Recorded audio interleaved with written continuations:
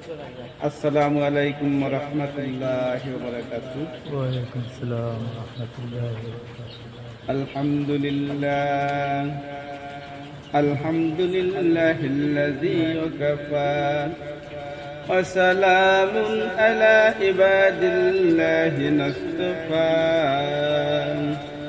আম্মা বা'দু আউযু বিল্লাহি মিনাশ শাইতানির রাজীম।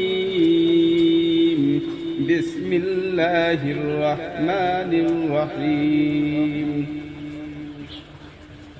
ইয়া আইয়ুহাল্লাযীনা আমানু দুখুলু ফিস-সিলমি কাফফা ওয়া লা তাত্তাবিউ খুতুওয়াতিশ শাইতান ইন্নাহু লাকুম আদুউম মুবিন।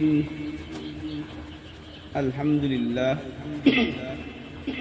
সেই মহান রব্বুল আলামিনের দরবারে শুকরিয়া জ্ঞাপন করছি, যিনি আমাকে এই গভীর রজনীতে পবিত্র কোরআনুল কারিমের তাফসীরের শেষ রজনীর শেষ দিবসের দিকে তার পবিত্র কালাম থেকে একটি মাত্র আয়াত তেলাওয়াত করছি। সৌভাগ্য হয়েছে, রব্বুল আলামিনের দরবারে শুকরিয়া জ্ঞাপন করছি, বলছি আলহামদুলিল্লাহ। আলহামদুলিল্লাহ। দুরূদ ও সালাম পেশ করছি মানব মুক্তির দিশারি, অন্ধকার থেকে আলোর দিকে আহ্বানকারী হযরতে মুহাম্মদ রাসূলুল্লাহ সাল্লাল্লাহু আলাইহি ওয়াসাল্লাম, তার পরিবার পরিজন, যে সমস্ত সাহাবায়ে কেরামগণ আজ পর্যন্ত এই দিনকে বিজয়ী করার জন্য জীবন দান করেছেন, তাদের আত্মার মাগফিরাত কামনা করছি এবং এই দিনের কে প্রতিষ্ঠিত করার জন্য যারা আজ পর্যন্ত এই কালিমার সকল বিষয়গুলোকে আল্লাহর জমিনে কায়েম করার জন্য চেষ্টা প্রচেষ্টা চালাচ্ছেন, তাদেরও আত্মার মাগফিরাত কামনা করছি। সম্মানিত আজকের মাহফিলের সুনাম ধন্য সভাপতি সাহেব, বাঁশবাড়িয়া ঝনঝনিয়া উত্তর ঝনঝনিয়ার এই পবিত্র কোরআনুল কারিমের মাহফিলের পরিচালক এবং যারা এই আয়োজন করেছে, যে সমস্ত যুব সমাজ এবং অত্র এলাকার মোমেন মোমেনাত, পর্দার আড়ালের মা ও বোনেরা, আসসালামু আলাইকুম ওয়া রাহমাতুল্লাহি ওয়া বারাকাতুহু। মহান আল্লাহ রব্বুল আলামিনের দরবারে আবারও শুকরিয়া জ্ঞাপন করছি। আমি তার পবিত্র কালাম থেকে একটি মাত্র আয়াত তেলাওয়াত করছি। আল্লাহ যেন আমাকে এই একটি আয়াতের উপরে তার সুন্দর ব্যাখ্যা এবং সরলর্থ পেশ করতে পারে, আল্লাহ যেন আমাকে সেই তৌফিক দান করে, বলছি আলহামদুলিল্লাহ। আলহামদুলিল্লাহ। ইন্নাল্লাযীনা আমানু উদখুলু ফিস-সিলমি কাফফা, নিশ্চয়ই যারা ঈমান এনেছে এবং পরিপূর্ণভাবে ইসলামের মধ্যে দাখিল হও, তোমরা শয়তানের পদঙ্কন করো না, কেননা শয়তান তোমাদের প্রকাশ্য দুশমন। আল্লাহ রাব্বুল আলামিন তার পবিত্র কালামে বলছেন, ইয়া আইয়ুহাল্লাযীনা আমানু উদখুলু ফিস-সিলমি কাফফা ওয়া লা তাত্তাবিউ খুতুওয়াতিশ শাইতান ইন্নাহু লাকুম আদুউম মুবিন। তোমরা আল্লাহর প্রতি ঈমান আনো এবং পরিপূর্ণ ইসলামের ভিতর থাকো, ইসলামের বাইরে যেও না এবং শয়তানের পদার্পণ করো না, কেননা শয়তান তোমাদের প্রকাশ্য দুশমন। সংক্ষিপ্ত বাংলা শব্দ। আল্লাহ রাব্বুল আলামিন পবিত্র কোরআনে বলছেন, ইয়া আইয়ুহাল্লাযীনা আমানু, হে ঈমানদারগণেরা। ঈমানদার শব্দের ব্যাখ্যা হচ্ছে, বাংলা হলো বিশ্বাসীগণ। আমি কেমন ঈমানদার হলাম, কোথা থেকে ঈমানদার হলাম? ঈমানদার হতে হলে সর্বপ্রথম লা ইলাহা ইল্লাল্লাহু মুহাম্মাদুর রাসূলুল্লাহ সাল্লাল্লাহু আলাইহি ওয়াসাল্লাম এই শব্দকে মুখে প্রকাশ করতে হবে, অন্তরে বিশ্বাস রাখতে হবে, কাজে পরিণত করতে হবে। এই কথা যদি আমি যতক্ষণ পর্যন্ত না করবো এতক্ষণ পর্যন্ত আমি কখনো ইমানদার হতে পারবো না। এই ইমানদার শব্দ বলে উদখুলু ফিস সিলমি কাফা, হে ইমানদারগণ তোমরা পরিপূর্ণভাবে ইসলামের ভিতর দাখিল হয়ে যাও। কাকে আখ্যায়িত করেছে আমার রব? যারা ঈমান এনেছে, লা ইলাহা ইল্লাল্লাহ শব্দটাকে মনে মুখে কাজে পরিণত করেছে, এটা হচ্ছে আমানু। হে বিশ্বাসীগণ, তোমরা পরিপূর্ণভাবে কোথায়? ইসলামের ভিতরে। ইসলামটা কি? পরিপূর্ণ কোড অফ লাইফ, পরিপূর্ণ জীবনটা হচ্ছে তার একটা ইসলাম। জন্ম থেকে মৃত্যু পর্যন্ত কোরআনের প্রত্যেকটা অক্ষর এবং রাসূলের হাদিসগুলোকে পরিপূর্ণ মানার নাম হলো ইসলাম। উদখুলু ফিস সিলমি কাফা, তুমি ঢুকে যাও কিসের ভিতরে? ইসলামের ভিতরে, দিনের ভিতরে তুমি পরিপূর্ণভাবে দাখিল হয়ে যাও। ওয়ালা তাত্তাবু খুতুওয়াতিশ শায়তান, না তুমি ওই শয়তানের পথ অবলম্বন করো না। এখন শয়তানের পথ কোনটা? শয়তানের পথ কোনটা? তুমি ওই শয়তানের পথ তুমি অবলম্বন করো না। ইন্নাহু লামুবিন, শয়তান কিন্তু মুমিনদের প্রকাশ্য দুশমন। শয়তান মুমিনদের প্রকাশ্য দুশমন। কেমন করে হলো? কেন হলো শয়তান মুমিনদের দুশমন? এর অনেক ব্যাখ্যা, অনেক বিশ্লেষণ। হয়তো কর্তৃপক্ষ আমাকে আধা ঘন্টা 1 ঘন্টা সময় দিতে পারে, তারপরে হয়তো 2-1 ঘন্টা যদি আমি এই কথা বলি, তাহলে আমার একটা আয়াতের ব্যাখ্যা করার মতো যোগ্যতা আল্লাহ রাব্বুল আলামিন আমাকে দেন নাই। সেই যোগ্যতা আমার নেই। আমি ইমানদার কেমন করে হলাম? যুগে যুগে যত নবী রাসূল, দুনিয়াতে পয়গম্বর, অগণিত পয়গম্বর এই দুনিয়ায় এসেছে, তারা কিন্তু ইমানদার ছিল। লা ইলাহা ইল্লাল্লাহ এই শব্দ কিন্তু প্রত্যেক পয়গম্বর, নবী রাসূলুল্লাহ এই দাওয়াতটা দিয়ে গেছেন। প্রত্যেক পয়গম্বর লা ইলাহা ইল্লাল্লাহ দাওয়াত দিয়ে গেছেন।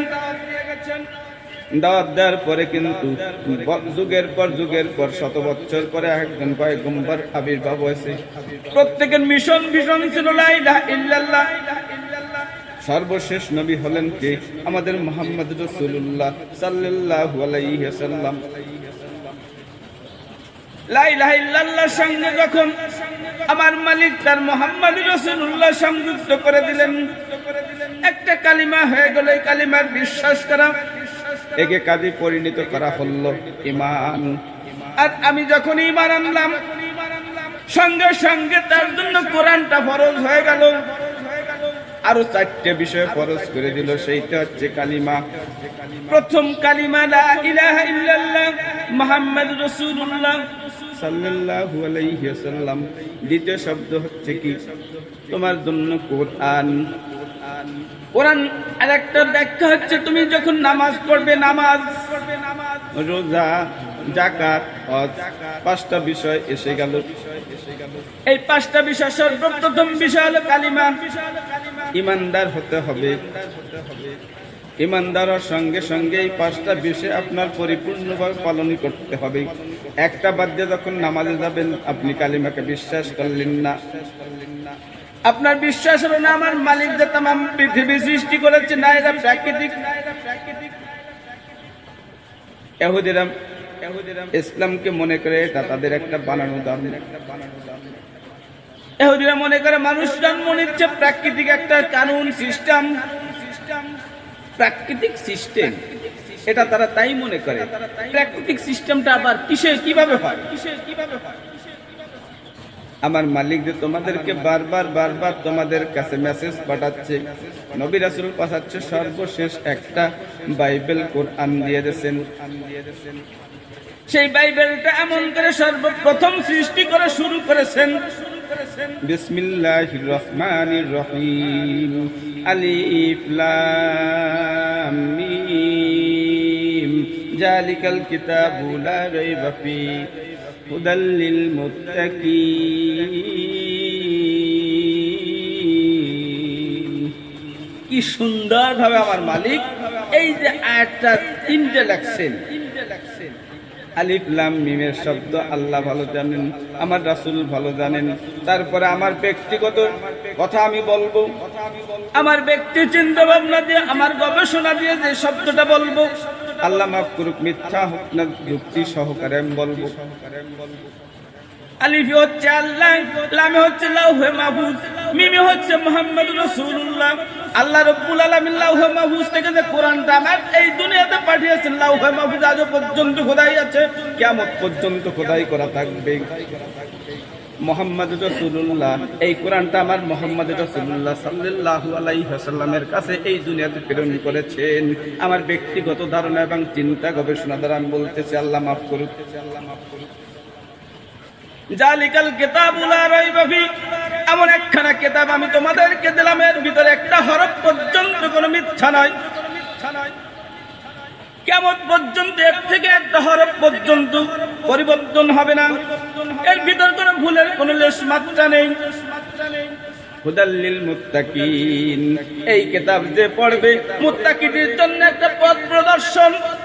মুত্তাকিরা এই দেখে দেখে যারা এই কাজ করবে, তাকে অবলম্বন করবে, দেখে দেখে তারা কিয়ামত পর্যন্ত চলবে থাকবে এবং এই পথ ধরে সে জান্নাতে পৌঁছে যাবে। দুনিয়ার জীবনে কোরআন এবং হাদিস দ্বারা, আমার রাসূলের হাদিস দ্বারা তার জীবনকে পরিচালিত করবে। লা ইলাহা ইল্লাল্লাহ শব্দ শুধুমাত্র এমন করে করে থাকি।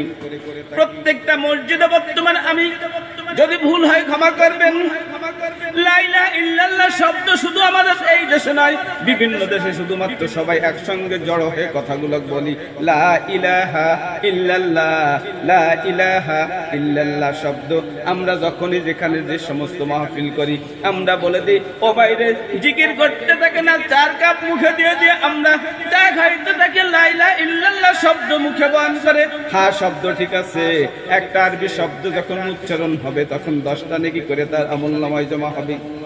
আর যদি এই কাজটা লা ইলাহা ইল্লাল্লাহ শব্দ যদি কেউ আমরা বুঝে কাজ করতে পারি, তাহলে 70 গুণ বৃদ্ধি হবে। আমি যদি চিন্তা করি, ও ভাইরে লা ইলাহা ইল্লাল্লাহ, লা ইলাহা ইল্লাল্লাহ এই শব্দ আপনি যখন মুখে বললেন, আপনি কি বুঝতে পারছেন আমি কি শব্দ ব্যবহার করেছি? আপনি তো ওই শব্দ ব্যবহার করতেছেন, আমি আল্লাহর হুকুম ছাড়া মানি না, আল্লাহর বিধান আমি ছাড়া মানি না, আল্লাহর আইন ছাড়া আমি অন্য কারো বানানো আইনকে আমি মানি না, মানি না। মুহাম্মদুর রাসূলুল্লাহ সাল্লাল্লাহু আলাইহি সাল্লাম যখন আমি বললাম জিকির করতেছি এই শব্দ নিয়ে, আমার রাসূলের আদর্শ কি ছিল, আমার রাসূলের বিধান কি ছিল, আমার রাসূলের ব্যবসা কেমন করে চলছে, আমার রাসূলের পররাষ্ট্র নীতি কেমন করে চলছে, আমরা এই শব্দ কিন্তু এখনো আমরা ভাই আমরা কেউ বুঝি না। বয়ান করতেছি, কোরআনের কথা বলতেছি, ওই কথা না বলে যাই হযরত মুসা আলাইহিস সালামের সময় তুমি মরছি, বয়ান করতেছেন অমুক সাহাবী কেমন ছিলেন, ইতিহাস নয়, কোরআনের কথা বলতে হবে, কোরআনের কথা বলে তাদেরকে কোরআন কথা আনতে হবে। শুধু মুসলমানের জন্য কোরআন নয়, তামাম পৃথিবীর সকল মানুষের জন্য কোরআন। কালিমার দাওয়াত শুধুমাত্র আমার মুসলমানের ভিতর দাওয়াত দেওয়া যাবে না, প্রত্যেকটা মানুষের কাছে কালিমার দাওয়াত দিতে হবে, কালিমাকে বোঝাতে হবে। আমরা শুধুমাত্র কালিমা যাকে জিকিরের শব্দ বানাইছি, মসজিদ ভিত্তিক কালিমা বানাইছি না। কালিমার অর্থ কি? কালিমার অর্থ যদি বুঝতে হয়, 99টা অর্থ আছে, এর থেকে 99টা অর্থ বেরোবে। আর সেই একটা অর্থ যদি ব্যাখ্যা করা হয়, হাজার হাজার ব্যাখ্যা আল্লাহ রাব্বুল আলামিন তার মেমোরিতে ঢুকিয়ে দেবে। আমার মালিকের কথা, কোরআনের কথা আমার নয়। আর এর থেকে যদি আমি কোন নূতন গবেষণা করে বলি, আল্লাহ মাফ করি। আল্লাহ রাব্বুল আলামিন যখনই কোরআনে বলছেন ইয়া আইয়ুহাল্লাযীনা আমানু, হে ঈমানদারগণ, কাকে আখ্যায়িত করেছেন? যে ঈমান আনছে তাদেরকে আখ্যায়িত করেছেন, তাদেরকে সম্বোধন করেছেন। তুমি যখন আমাকে বিশ্বাস করেছো, আমি মালিক, আমাকে যখন তুমি সম্মান দেখাইছো, হ্যাঁ আপনি মালিক, তাহলে কি করতে হবে? তুমি আমার হুকুমগুলোকে পরিপূর্ণ মানতে হবে। কি কি হুকুম আছে? তুমি 5 ওয়াক্ত নামাজ পড়তে হবে, তোমার জন্য নামাজ পড়া আমি ফরজ করে দিলাম। বছরে 30টা রোজা তোমার জন্য আমি ফরজ করে দিলাম। তোমার জন্য যাকাত পরিমাণ সম্পদ হলে তোমার জন্য যাকাতটা ফরজ করে দিলাম। বেশি কিছু করেছে না, বেশি কিছু তোমার উপর চাপিয়ে দেন নাই। 30টা রোজা মাত্র তোমার জন্য ফরজ করে দেওয়া হয়েছে, যা আগেরকার সময় ছিল বছরে সারা বছর নবী রাসূলদের উপর রোজা ফরজ করেছিল। কোন নবীর উপর 6 মাস করেছিল, কোন নবীর উপর 3 মাস রোজাকে ফরজ করেছিল। আমার শেষ নবীর উপর মাত্র 30টা রোজা ফরজ করেছে। 5 ওয়াক্ত নামাজ আর যাকাত পরিমাণ সম্পদ যদি হয় তার থেকে কিছু অংশ যাকাত। ব্যাখ্যা দেওয়ার সময় যদি বলতে যাকাত তো আমি ফসল উৎপাদন করি না, ও বান্দারে এই যাকাত তো তোমার জন্য না, এই সম্পদ তো তোমার জন্য না, আমি মালিক তোমার কাছে এই সমস্ত সম্পদ গচ্ছিত করে রেখেছি। কেমন করে গচ্ছিত রেখেছি? তুমি জমিনে যাও, তুমি জমিনে বীজ বপন করে এই বীজটাকে ভর দিয়ে রাখেন। তুমি কি রাত্রে বীজটা জমিনে ফেলে আসে রাত্রে কি সুন্দরভাবে আরামসে ঘুমাও? শীতের সময় কম্বল মুড়ি দাও, বীজটাকে কে কম্বল মুড়ি দেয়? জমিন থেকে আকাশের দিকে মাথা উঁচু করে দেয়। ও বান্দা, তুমি কি একটু লক্ষ্য করো? মনে করে যাকাত তো আমার দেওয়া সম্ভব না, আমার পরিশ্রমের ফসল না। এটা তোমাকে আল্লাহ রাব্বুল আলামিন বলেছে কি, আর দুনিয়া মাযজাতুন আখিরা, তুমি দুনিয়ায় যাও, এখান থেকে আখিরাতের সম্পদ তুমি জোগাড় করে নিয়ে আসো। আমরা কি মনে করি? 5টা শব্দ আমি বলেছি, ইয়া আইয়ুহাল্লাযীনা আমানু উদখুলু ফিস সিলমি কাফা। ঈমানদার হতে হলে সর্বপ্রথম লা ইলাহা ইল্লাল্লাহ শব্দ আমার জানতে হবে, অর্থ জানতে হবে, ওই অর্থকে নিজের বুঝতে হবে, ওই বুঝতে হবে আমার কাজগুলো জমিনে করতে হবে। আর যতক্ষণ পর্যন্ত আমি কাজগুলো করবো না ততক্ষণ পর্যন্ত আমি কোনো ঈমানদার হতে পারবো না। এখন আমি কেমন ঈমানদার হলাম? আমি আল্লাহর হুকুমের বাইরে, আল্লাহ বলছে নামাজ পড়তেছি, ঈমান আমি জানি না, আমি নামাজ পড়তেছি, মসজিদে সূরা তেলাওয়াত করতেছি, আলহামদুলিল্লাহি রাব্বিল আলামিন। যাই নামাজে দাঁড়াইছি, ইন্না ওয়াজহাতু ওয়াজহিয়া লিল্লাযী ফাতারাস সামাওয়াতি ওয়াল আরদ হানিফা ওয়া মা আনা মিনাল মুশরিকিন। আমি অর্থ জানি না, না জানি মন্ত্র পড়ে গেছি, জানি না এটার অর্থটা কি, কেমন করে এই আমি যে যাই নামাজে দাঁড়ালাম, নামাজের বিছানায় দাঁড়ালাম, এই দোয়াটা পড়লাম, কেন পড়লাম এটাও জানার দরকার বিষয়। নূতন মনে করতে পারলে নূতন হুজুর নূতন অস করে, এবার কেমন কথা কয় তাই আমাদের দোয়া পড়তেছি, এতে আবার এই যে জানার বিষয়টা কি? এটা হচ্ছে ইমানের প্রথম অংশ, হচ্ছে ইমানের অংশ। সাইয়েদনা ইব্রাহিম আলাইহিস সালাতু যখন ওই মূর্তি পূজার অগ্নি পূজার বিরুদ্ধে কাজ করেছিলেন, লা ইলাহা ইল্লাল্লাহ দাওয়াত দিয়েছিলেন, তখন পিতা আজল কুমার কিন্তু ওই মূর্তির তৈরি করতেন, ওই ব্যবসায়ী ছিলেন। আজল কুমার ধর্মযাজক ছিলেন, নমরুদের ধর্মযাজক ছিলেন। কে? আজল কুমার ছিলেন ধর্মযাজক নমরুদের, যাকে বলা হয় নমরুদ, ও ধর্মযাজক ছিলেন। ও একটা বুদ্ধি দিত, এই মূর্তি পুজো করতে হবে, নিজে মূর্তি বানাতো, তার থেকে কিছু অর্থ সম্পদ আসতো, খাতো। এজন্যই তার ব্যবসার ক্ষতি হয়। নিজের ছেলে ইব্রাহিম একই শুরু করল। তৎকালীন বাদশাহ নমরুদ বলল, ওকে শুলে চড়াতে হবে না, অগ্নিকুণ্ডে নিক্ষেপ করতে হবে। 6 মাস যাবৎ অগ্নিকুণ্ড সাজালো।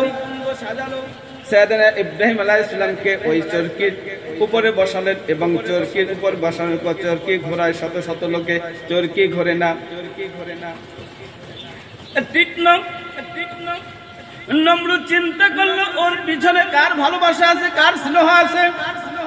চিন্তা করলো নমরুদ ওর বাবার স্নেহ ভালোবাসা অবশ্যই আছে, যতই ওর ব্যবসা বাণিজ্য ধ্বংস করুক, আমার সঙ্গে এই কাঠ বহনে সহযোগিতা করুক, ওর ছেলেকে যদি ওই অগ্নিকুণ্ডের ভিতরে নিতে হয় তাহলে ওর বাবা আজল কুমারের দরকার, এই চক্রি ঘুরাতে হবে তাকে দিয়ে।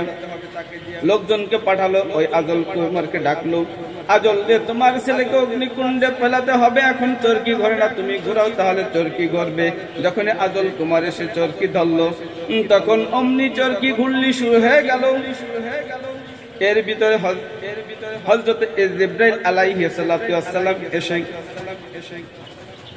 ইব্রাহিমকে বলল, ইব্রাহিম তুমি আমার কাছে সাহায্য চাও, আমি নমরুদের অগ্নিকুণ্ডকে একটা ঝাপটা মেরে সমস্ত নির্বাপিত করে দেব, তুমি আমার কাছে সাহায্য চাও। সাইয়েদনা ইব্রাহিম আলাইহিস সালাতু ওয়াস সালাম বললেন, ও জিবরাইল, তুমি যেই মালিকের হুকুম পালন করো আমিও সেই মালিকের হুকুম পালন করি।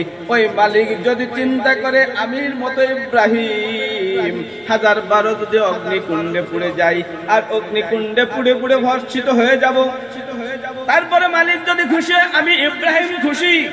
এই কথা শুনে জিবরাইল চলে গেলেন এবং সেই মুহূর্তে একটাই দোয়া করেছিলেন, ইন্নিয়াজহাতু ওয়াজহিয়া লিল্লাযী ফাতারাস সামাওয়াতি ওয়াল আরদ হানিফা ওয়া মা আনা মিনাল মুশরিকিন। এই দোয়াটা কে করেছিল? সাইয়েদনা ইব্রাহিম আলাইহিস সালাতু ওয়াস সালাম। কে করেছিলেন? হযরতে ইব্রাহিম আলাইহিস সালাম আমাদের জাতির পিতা, মুসলিম উম্মার পিতা ছিলেন। এখন আমাদের পিতা হচ্ছে কেডা? বর্তমান সমাজের পিতা কে? যে রাজনীতির প্রধান হয় সে হচ্ছে পিতা, সে হচ্ছে মাতা না। না, কোরআন বলতে গেলে সত্য কথা বলতে হবে। আল্লাহ রাব্বুল আলামিন কোরআনের ভিতরে বলেছেন, যেই ব্যক্তি আমার কথা জানলো এবং কথাকে প্রকাশ করলো না সে আমার কি লাহনত প্রাপ্ত, সে আমার লাহানত প্রাপ্ত, সে অবশ্যই লাহানত প্রাপ্ত, জাহান্নামী হবেই। আমার কথা নয়, কোরআনের। তাহলে আমি যে শব্দ বলতে গেলাম যে ইমানদার, যখন আমি ইমান আনলাম, আল্লাহকে বিশ্বাস করলাম, তার হুকুম আমি মানব, কাজে পরিণত করব, তাহলে আমি নামাজে গেলাম, নামাজে দাঁড়ানোর আগে কোন দোয়া পড়লাম? ইন্নিয়াজহাতু ওয়াজহিয়া লিল্লাযী ফাতারাস সামাওয়াতি ওয়াল আরদ হানিফা ওয়া মা আনা মিনাল মুশরিকিন। আমি ওই সমস্ত, তুমি একমাত্র আমার মালিক, তুমি আমার রব, আমি এই দুনিয়ার কোনো কিছুকে মানি না, ওই মুশরিকদের অন্তর্ভুক্ত নাও। কোন দোয়া করলো? এই দোয়া করলো কেডা? সাইয়েদনা ইব্রাহিম আলাইহিস সালাতু ওয়াস সালাম। এই শব্দ যখন বলল আমার রব মালিক শুনতে পারলো, ইব্রাহিম তো অন্য কিছু করে নাই, দুনিয়ার কাউকে সে পরোয়া করে নাই, দুনিয়ার কারো হুকুম সে মানে না, একমাত্র আমি মালিক, সে যদি খুশি হয় তাহলে ইব্রাহিম করতে বাধ্য। সঙ্গে সঙ্গে জিবরাইল বলল, ও জিবরাইল, জলদি করে জান্নাত থেকে পোশাক নিয়ে যা, আমার ইব্রাহিমকে ওই পোশাক পরিধান করে দেই, জান্নাতের পোশাক পরিধান করে দে। সময় নেই আর, মাত্র 2 সেকেন্ড 3 সেকেন্ড আছে। জিবরাইল আলাইহিস সালাতু ওয়াস সালাম দুনিয়ায় যখন পদার্পণ করতেন মাত্র 2টি দানা ব্যবহার করে আসতেন। যখন ইব্রাহিম আলাইহিস সালাতু ওয়াস সালামকে অগ্নিকুণ্ডে আসলেন তখন 6000 দানা ব্যবহার করে সঙ্গে সঙ্গে ইব্রাহিমকে পরিধান করে দিলেন। মালিক আগুনকে বলল, আগুন তুই আমার ইব্রাহিমের জন্য শান্তিদায়ক হয়ে যা, আমার ইব্রাহিম যেন কষ্ট না পায়। আগুন কি করলো? সঙ্গে সঙ্গে শান্তিদায়ক হয়ে গেল। এখন শান্তিদায়ক শব্দের অর্থ কি? গরম হবি না, ঠান্ডা হবি না, যেন কম্বল না লাগে, ঠান্ডা হয়ে যাবি না, কম্বল না লাগে, আর এমন গরম হবি না যাতে এসি ফিটিং করে না লাগে, বাতাস দেওয়া না লাগে, এমন শান্তিদায়ক হবি। আর দুনিয়ায় এমন কোনো শান্তি আসবে না। 40 দিন পর্যন্ত সাইয়েদনা ইব্রাহিম আলাইহিস সালাতু ওয়াস সালাম অগ্নিকুণ্ডে থাকার পরে দুনিয়ায় জমিনে পদার্পণ করলেন। তার সঙ্গী সাথীরা জিজ্ঞাসা করলো, হে আমাদের পিতা, হে আমাদের আদর্শ নেতা, এই 40 দিন পর্যন্ত আপনার জীবনটা কেমন কাটছে? সাইয়েদনা ইব্রাহিম আলাইহিস সালাতু ওয়াস সালাম তার সঙ্গীদেরকে বললেন, ও আমার সঙ্গীরা, তোমরা শোনো, দুনিয়ার জীবনে এই 40 দিন পর্যন্ত যত শান্তিতে ছিলাম, আমার দুনিয়ার জীবনে এতটুকু শান্তিতে আমি থাকতে পারি নাই, আর সামনে থাকবো কিনা আমি জানি না। এর নাম হচ্ছে কি? ঈমান। এই শব্দটা ইয়া আইয়ুহাল্লাযিনা আমানু শব্দটার ব্যাখ্যা কিন্তু এখনো শেষ করতে পারি নাই। সেই ঈমানের শব্দ বললাম, আমার জাতির পিতা সাইয়েদনা ইব্রাহিম আলাইহিস সালামের একটা শব্দের কথা বললাম, এই ছিল ঈমানদার। নমরুদের অগ্নিকুণ্ডে ফুল সজ্জার ভিতর মতো ছিলেন, যে দুনিয়ার জীবনে ওই ধরনের শান্তি আর জীবনের পান না। এর নাম হচ্ছে ঈমান। উদখুলু ফিস সিলমি কাফা, পরিপূর্ণভাবে ইসলামে দাখিল হও। ইসলামটা হচ্ছে সর্বপ্রথম বলেছি কোড অফ লাইফ, তার জীবনটা হবে হাদিস এবং কোরআন। যখন বলছি লা ইলাহা ইল্লাল্লাহ মুহাম্মাদুর রাসূলুল্লাহ, আমি তো জিকির করতেছি, অর্থ বুঝি না। আমি কিন্তু জিকিরের বিরোধী নই। জিকির মানে হচ্ছে বলা, জিকির মানে হচ্ছে জানা, জিকির মানে হচ্ছে জানানো এবং মানানো। এখন আমি জিকির মানে বলা। আমার রাসূলের সময় মক্কা নগরীতে কিন্তু জিকির হয় না, আলোচনা হয়। আলোচনা হয় কোরআনের। আমার রাসূলের সময় সাহাবীরা যখন বসতেন তখন কোরআনের আলোচনা হতো। এমন সময় ছিল যখন সাহাবীরা বসতো, বলতো ও ভাই, ও বন্ধু ভাই, তুমি বলো কি? অল আস বিসমিল্লাহির রহমানির রহিম, অল আস ইন্নাল ইনসানা লাফি খুসর ইল্লাল্লাযীনা আমানু আমিলুস সালিহাতি ওয়া তাওয়াসাউ বিল হাক্কি ওয়া তাওয়াসাউ বিস সবর। এই সূরাটা ছোট্ট সূরা যখন পড়তো তখন তারা বারবার মুখে মুখে এই শব্দগুলো উচ্চারণ করত। কারণটা কি? এইগুলো হচ্ছে জিকির। এই ছোট ছোট সূরাগুলো যখন মসজিদে মানুষকে বোঝানো হতো তখন তারা বুঝতে পারতো আসল মানে কি, সংক্ষিপ্ত সময়। তোমার জীবনটা, এই দুনিয়ার জীবনটা হচ্ছে সংক্ষিপ্ত সময়। সংক্ষিপ্ত সময়ের জন্য কি কি দরকার? তোমার সর্বপ্রথম প্রত্যেকটা মানুষ ক্ষতিগ্রস্তের মধ্যে নিমজ্জিত, কিন্তু চারটা গুণ যাদের ভিতর থাকবে এরা ব্যতীত সমস্ত মানুষ ক্ষতিগ্রস্তের ভিতরে। একটা হচ্ছে কি? ঈমান যাদের আছে, আমলে সলিহিন থাকতে হবে, হকের উপর থাকতে হবে, সবর অবলম্বন করতে হবে। কি? চারটে গুণ। তারা ব্যতীত চারটে গুণ যাদের ভিতরে আছে তারা ব্যতীত সবাই ক্ষতিগ্রস্তের মধ্যে আমরা নিমজ্জিত। এই কথা যখন শুনলো তখন এক সাহাবী আরেক সাহাবীর বলতো, ও ভাই, আমরা একটু নামাজ শেষ, এই সূরাটা একটু আপনি বলেন তো। বারবার শুনতেন। আর এই জগতের কথা, নিজের ব্যক্তি জীবনকে, নিজের সময়কে, আমার জীবন তো শেষ হয়ে যাচ্ছে, তাহলে আমি কি করতে পারি, আমার জীবনের জন্য কি করা যায়, হকের উপর কেমন থাকা যায়, অন্যায়ের বিরুদ্ধে কি কাজ করা যায়, আর কিভাবে ধৈর্য ধারণ করা যায়, ইসলামকে কিভাবে উপরে তুলে নেওয়া যায়। এই কিন্তু ঈমানের একটা অংশ। আমরা শুধু বলি নামাজ পড়বেন, নামাজ পড়লে জান্নাত নেই, নামাজ হচ্ছে বেহেশতের চাবি। হ্যাঁ, আল্লাহ রাব্বুল আলামিন বলেছেন কোরআনে, ইন্না সালাতা তানহা আনিল ফাহশাই ওয়াল মুনকার। যারা নামাজ পড়বে তারা অশালীন অপকর্ম করতে পারবে। আবার আল্লাহ বলছে as-সালাতু মিফতাহুল জান্নাহ, নামাজ হচ্ছে জান্নাতের চাবি। এখন চাবি আছে ঠিকই, চাবির দাঁত চাবি আছে, মাথা কুটুক ভাঙা চাবি আছে, তার অর্ধেক নাই, ভিতরে তালার ভিতরে নষ্ট। ওই চাবি দিয়ে তালা খুলবে না। আপনি নামাজ পড়বেন, আপনার ঈমানের অংশ না, আপনি আল্লাহর সাথে শিরক করলেন, পূজা পার্বণ করলেন, বেদাত করলেন, নামাজ পড়তেছেন বেশ ভালো, আল্লাহর হুকুমের বাইরে চললেন, আপনার ঈমান নেই। আপনার থাকবে কি ঈমান? কি ঈমান? তো আপনার সমস্ত কিছু সুপর্দ করলাম কার উপর? আল্লাহর উপর। আল্লাহকে আমি বিশ্বাস করলাম, বিশ্বাস করার পর কি করলাম? নামাজ পড়লাম, কোরআন তেলাওয়াত করলাম, আল্লাহর রাসূলের হাদিসগুলোকে আমি পড়লাম, তার মোতাবেক জীবন গঠন করলাম, যাকাত দিলাম আমার রাসূল যেভাবে দিয়েছিল, হজ করলাম। এই কাজ আমলদার। একটা শব্দ আছে বেশ আমলদার, কথাগুলো শুনতে হয়তো কাটা লাগবে, আর বেশি সময় আপনাদেরকে বিরক্ত করবো না। শীতের রাত, অনেক সময় হয়ে যাবে, কষ্ট হবে। এখন আমরা যে তাকওয়াবান বলি, দাড়ি টুপি পাঞ্জাবি গায়ে আছে, অমুক বয়স বেশ তাকওয়াবান, বাজার দিক দিয়ে দেখবেন একদম সুদের বাক্স ভরা। দোকানদার বললেন, ভাই আমার তো মেয়ের বিয়ে, আমার 50,000 টাকার দরকার। বলবেন যে ভাই ঠিক আছে, আপনি অমুক দিন আসেন, বেশি পার্সেন্ট বেশি না, সামান্য 1 মাস 2 মাস পর দিয়ে দিই। আমরা আবার আজান হচ্ছে আল্লাহু আকবার, আল্লাহু আকবার, সমস্ত দোকান বন্ধ রেখে চলে গেলাম নামাজ পড়তে মসজিদে। আমার নামাজ হবে না, যদি কেউ বলতে পারে হ্যাঁ নামাজ হবে না, হবে না আল্লাহর কথা।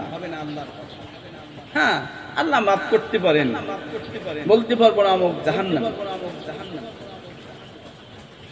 এখন সব কথার একটা কথা হচ্ছে, আপনি ইমানদার যখন হবেন তখন কিন্তু আপনার দুনিয়াবি সমস্ত কিছু, আল্লাহ আবার বলেন নাই তুমি দুনিয়া ছাড় দাও, আল্লাহ বলছেন তুমি সঠিক সুন্দরভাবে আমার বিধান মোতাবেক তুমি সমস্ত ব্যবসা বাণিজ্য, আমার রাসূলের আদর্শ মোতাবেক ব্যবসা বাণিজ্য, তোমার রাষ্ট্রনীতি পররাষ্ট্রনীতি সমস্ত কিছু আমার রাসূলের আদর্শ মোতাবেক তুমি পরিচালিত করো, তোমাকে নিষেধ করেন না। নামাজের শেষে দোয়া করেন, রাব্বানা আতিনা ফিদ দুনিয়া হাসানা ওয়া ফিল আখিরাতি হাসানা ওয়া কিনা আযাবান্নার। আমরা তো হুজুররা কান্দে আর বলে শুনি, আমি বলবো আর আপনার কান্দতে থাকবেন। এমন ইতিহাস যদি বলি তাহলে চোখ থেকে পানি অটোমেটিক বেরিয়ে আসবে। কবরে আযাবের কথা বললেই চোখ থেকে পানি বেরিয়ে আসবে।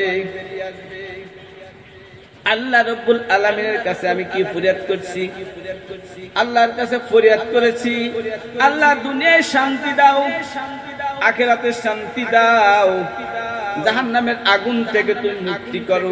আমি যদি দুনিয়ায় শান্তিতে না থাকি, আমি যদি রোগাক্রান্ত হয়ে থাকি, আমি যদি পঙ্গু হয়ে থাকি, আমি যদি বিভোর হয়ে থাকি, আমি যদি অন্ধ হয়ে থাকি, আজকে এই মিডিয়ার সামনে কথা বলার মতো যোগ্যতা আমার মালিক আমাকে দিত না। আমি অন্ধ হলে এই জগতের কোন পরিবেশ দেখতে পারতাম না, এত সুন্দর পরিবেশ। আমি যদি বোবা হতাম তাহলে এই মালিকের কথাগুলো আপনি জনগণের সামনে তুলে ধরতে পারতাম না। আমি যদি ন্যাংরা হতাম তাহলে এই মালিকের শব্দগুলো জ্ঞান অর্জন করার জন্য কোথাও আমি বেরোতে পারতাম না। ওই মক্কা মদিনা দেখার মতো সৌভাগ্য আমার মতো বোরহানুদ্দিনের হতো না। এই সব কি মালিকের নিয়ামত। কথায় কথা বাড়ে। বিসমিল্লাহির রহমানির রহিম, সূরা তাকাসসুরের শেষ আয়াত। সুম্মা লাতুসআলুন্না ইয়াওমাইযিন আনিন নাঈম। কখনোই নয় বান্দা, তোমার কাছে সমস্ত নিয়ামত আমি দিয়েছি, এই নিয়ামত ভোগ করার পর তুমি বিনি হিসেবে এক কদমও তুমি সামনে অগ্রসর হতে পারবে না। এর প্রত্যেকটা জবাব দিয়ে তোমার করতেই হবে। কেমন করে করবে বলেন? জবাব আছে? জবাব নেই। প্রত্যেকটা নিয়ামতের শব্দের জবাব দিতেই হবে। বারবার কায়দা নাই। হ্যাঁ, ইহুদি খ্রিস্টান নাসারারা বলতে পারে মানুষ হচ্ছে, মরে যাবে, প্রাকৃতিক সিস্টেম। এই সিস্টেম যদি হয়ে থাকে তাহলে প্রাকৃতিক সিস্টেমে বেঁচে থাকা যায়। একটা কাঠ যদি হাজার হাজার বছর রাখা যায়, শাল কাঠ, লোহা কাঠ, তাহলে তুমি প্রাকৃতিক সিস্টেমে শক্তভাবে তুমি ধারণ করো, তাহলে 40 বছর 45 বছর তোমার জীবন ধারণের কোনো প্রয়োজন নেই। এসে স্টিল বেরিয়েছে, 1000 বছর থাকবে, সমস্যা নেই। তুমি ওধানের প্রাকৃতিক সিস্টেম একটা বের করে দাও, মানুষকে তার জীবনটাকে এমন করে দাও। সম্ভব না। আমার মালিক তার রূহ যখন মাতৃ গর্ভে দিয়েছে তখনই তাকে সিস্টেমটাকে ওই মুহূর্তে সিস্টেমটা দিয়েছে তোমার জন্য, এতদিন পর্যন্ত তুমি দুনিয়ার জমিনে তুমি পদার্পণ করতে পারবে। আমার ডাকে সাড়া দিতেই হবে। ইউনিভার্স সাড়া দিতেই হবে। তাহলে আমরা কোথায় আছি? পালাবার কোনো পথ নেই। একটা কথাই বলবো, যে যেখানে বসে শুনতেছেন, জানতেছেন, পর্দার আড়ালের মা ও বোনেরা আপনারা পর্দায় থাকার চেষ্টা করবেন। বেশি সময় এখানে সেখানে অশালীল কর্মকাণ্ডে লিপ্ত থাকবেন না।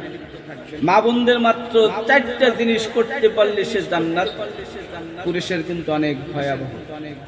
পর্দায় থাকা, স্বামীর হুকুম মানা, ছেলে সন্তানকে দেখা, 5 ওয়াক্ত নামাজ পড়া, ছেলে সন্তানদেরকে মানুষ করা, তার স্বামীর সংসারকে ধরে রাখা। এর থেকে বাইরে বেশি কোনো কিছুর দরকার হয় না। তার পীর আউলিয়া দরবেশ হওয়ার প্রয়োজন হয় না। সম্মানিত ভাইরা আমার, যতক্ষণ পর্যন্ত এই কথাগুলো বলেছি, ইমানের কথা বলেছি, কিন্তু আমি আয়াতের একটা ইমান শব্দের ব্যাখ্যা এখন পর্যন্ত শেষ করতে পারি নাই। আর আল্লাহ রাব্বুল আলামিন আমাকে দেবেন কিনা আমি জানি না।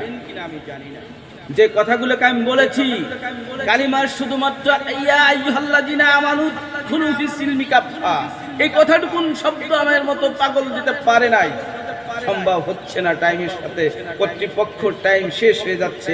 আরো আমার পরে আরো ওলামা ইকরামগণ আছেন, তারাও কথা বলবেন। আল্লাহ যেন আমাদেরকে এই ইমানের পরে রেখে দুনিয়ার উপরে হক কথা বলে হকের উপর থেকে এই দুনিয়ার থেকে যেতে পারে, আল্লাহ যেন সেই তৌফিক দান করেন। এবং আমি ওই কথা বলে যাব যে আপনারা হকের উপর থাকার চেষ্টা করবেন, কালিমাকে জানার জন্য, বোঝার জন্য এবং একে মানানোর কথাগুলো সবাই বলার জন্য চেষ্টা করবেন। আমা তৌফিক ইল্লা বিল্লাহ। আলহামদুলিল্লাহি রাব্বিল আলামিন।